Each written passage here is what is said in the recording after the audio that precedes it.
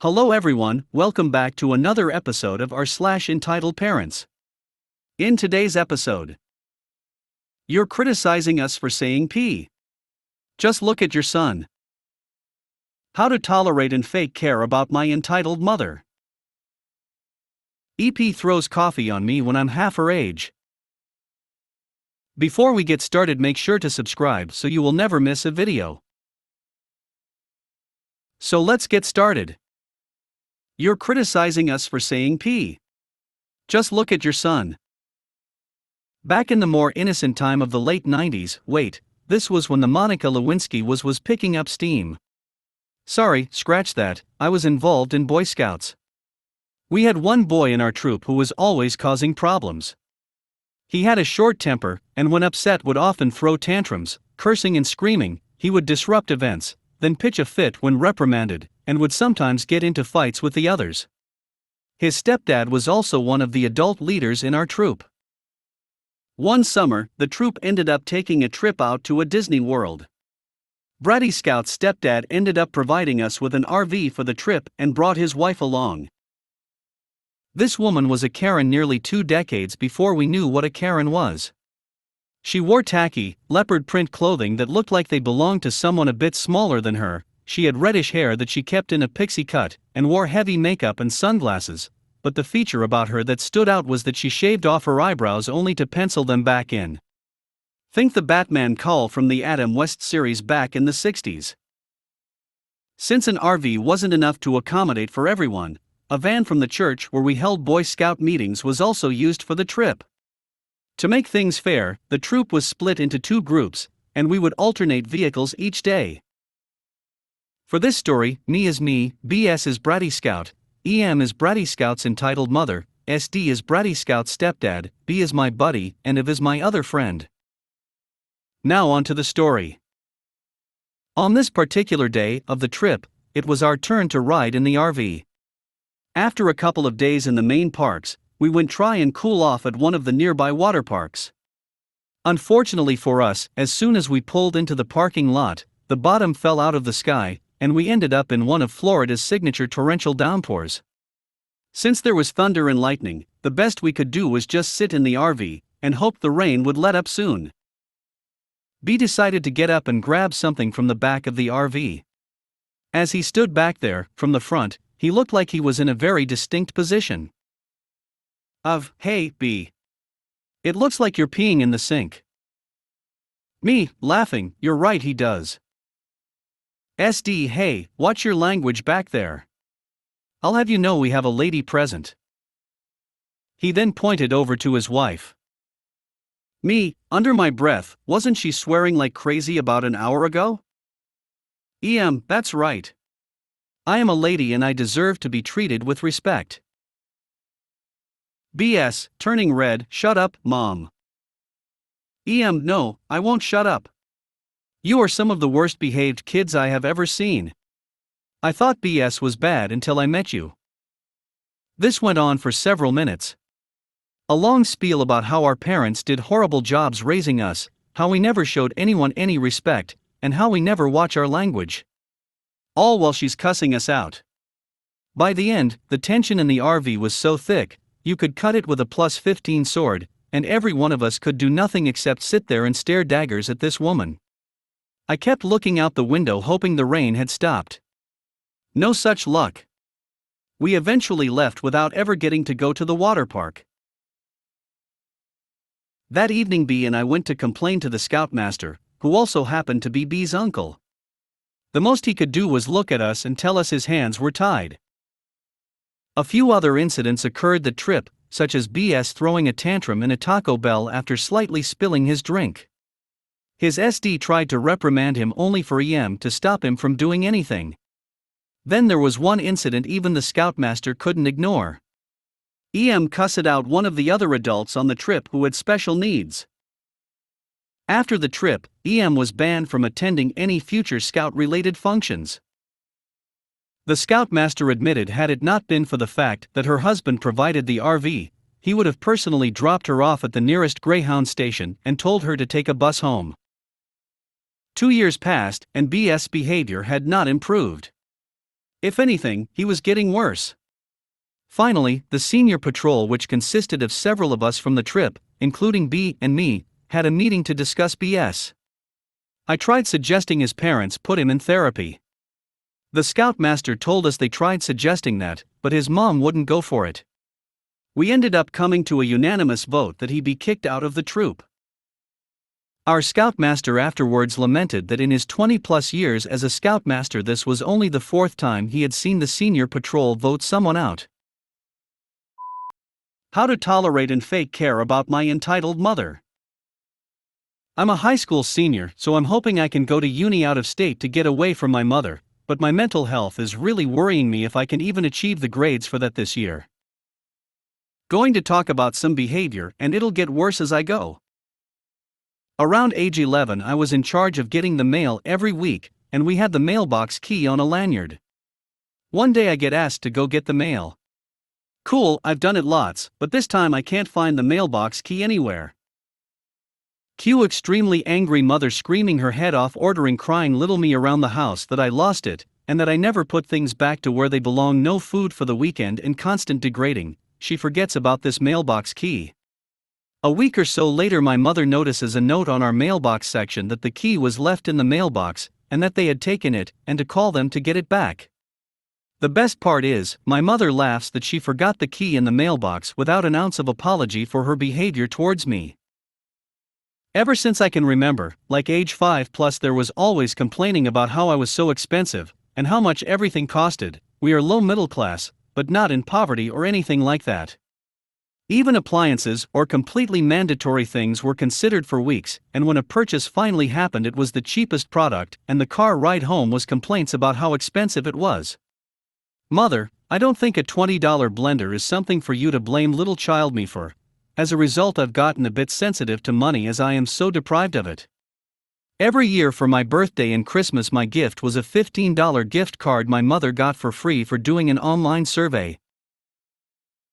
I will mention our house is quite big, 3-bed 3-bath, lots of rooms. It's not like we're ridiculously poor.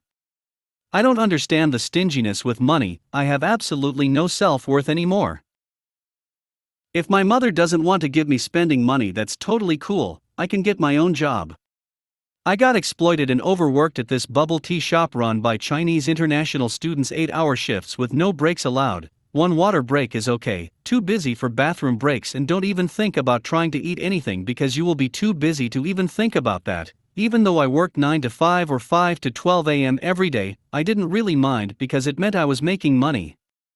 Oh my god, let me mention though I was really their 3-in-1 cashier, barista, and professional cleaner. I never want to clean bathrooms at 11:50 p.m. ever again, but before I have the chance to spend the money on myself my mother demands I buy her a pair of $200 heels. Thanks for nothing.